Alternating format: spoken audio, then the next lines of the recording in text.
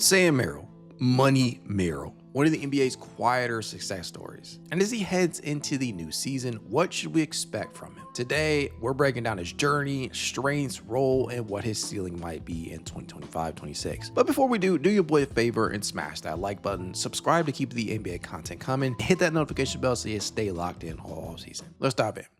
Let's start with the backstory.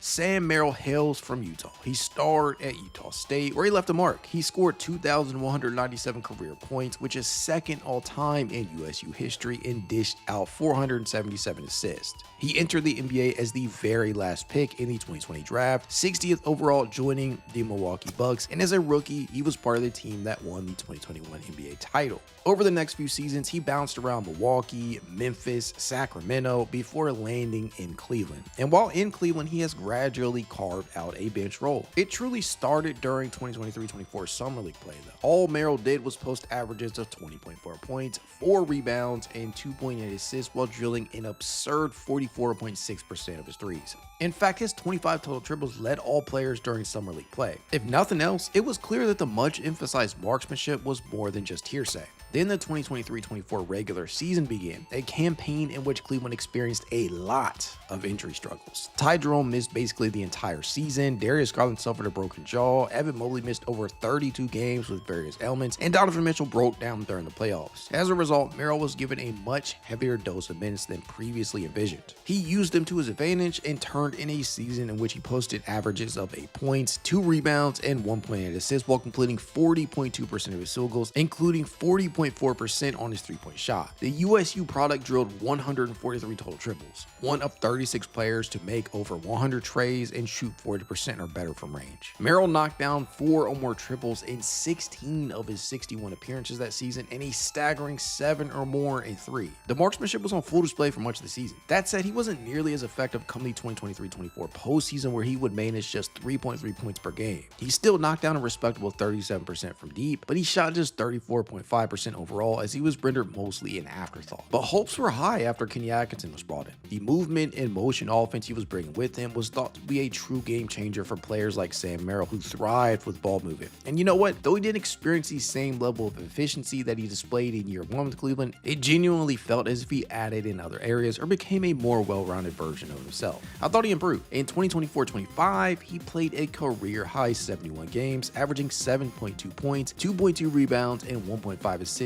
on a career-best 19.7 minutes per game. He knocked down 40.4% of his field goals, including 37.2% from three-point distance. The Cavaliers rewarded him with a shiny new 4-year, $38 million extension, signaling confidence in his fit and role going forward. He actually signed the most lucrative contract for any 60th overall pick in NBA history. If that ain't a come up, I don't know what is, y'all. Key strengths and role. If Merrill has proven anything, it's that he's a versatile piece. That said, let's start with his biggest strength. He can relieve pressure off of primary scorers by simply extending the defense, not only with the shot making, but the sheer threat of it itself. His gravity is a weapon. He was one of just 13 reserves to can 100 or more triples last season. He plays within the 81st percentile in off-ball gravity and the 79th in three-point shooting talent. This is a player who defenses know they have to respect on a nightly basis, even if he isn't knocking them down. Just the possibility of him drilling it makes it so that he always has someone eyeing him. What makes him so dangerous is his catch and shoot prowess. And though he wasn't as efficient with these looks as he was in 2023-24, completing 38.2% of them, 117 of his 137 total triples were of the catch and shoot variety.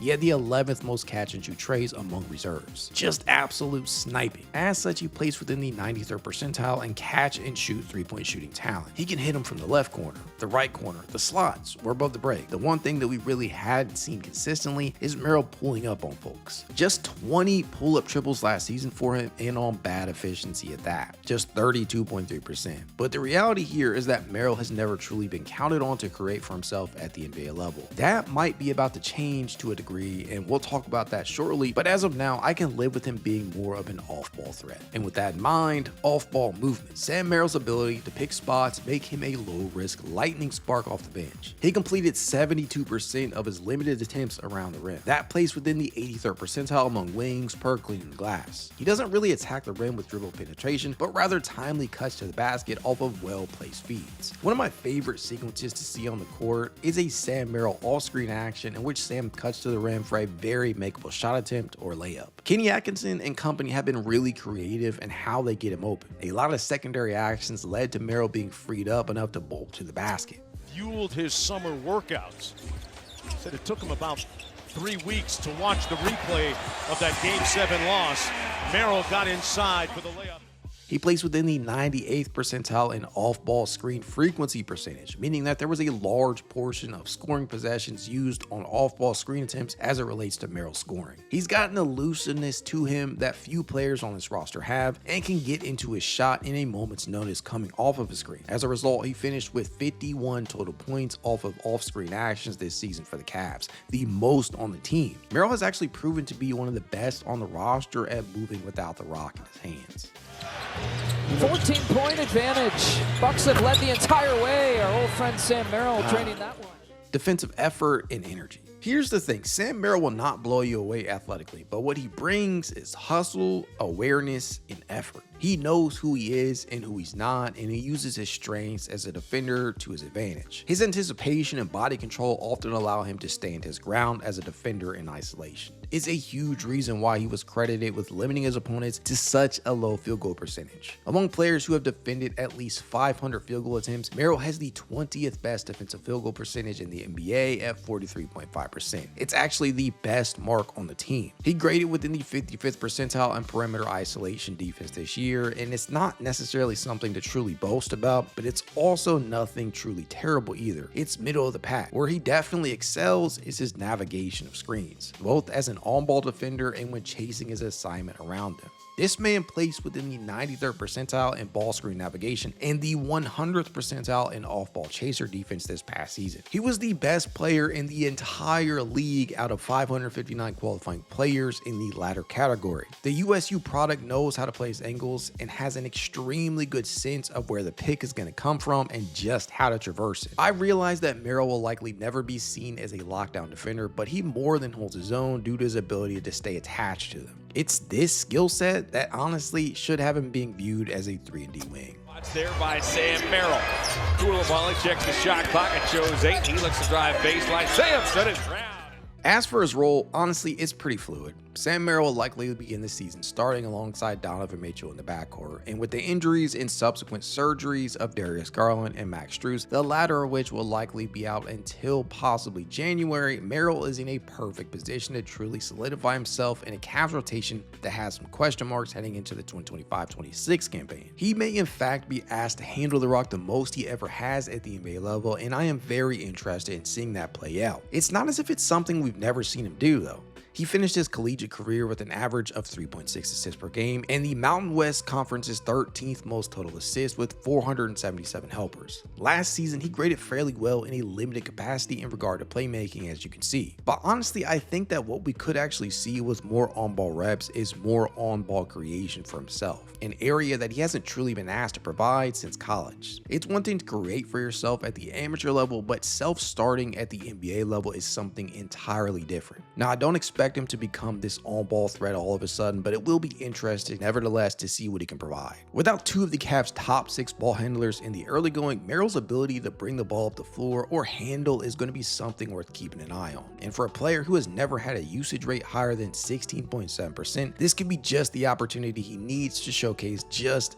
how diverse his skill set has become. I definitely wanted to diversify who I am offensively. And it's not going to change a whole. Like, I'm still going to shoot a bunch of threes. It's what I'm paid to do, right? But like I've said this, I know I'm capable of more because I've done it. Like, I didn't just shoot threes in college. Like, I can make a mid-range jumper, I can make a floater, but because I had to find a way to integrate myself into the league, like, all I did was shoot threes. Like, all I worked on was threes and the occasional finishes, but like this summer there was a real effort to like get my touch back around the rim, shoot some mid-range shots. Like, again, it's not going to be a heavy dose, like, you know what good shots are, but just being able to diversify it more so that, you know, when I get run off the line, unless it's clear, I'm looking to pass, and some teams know that. The coaching staff has given me the freedom, like, hey, if there's a, like, shoot it. Like, go shoot a floater. It's okay. Like, you don't have to make every single one.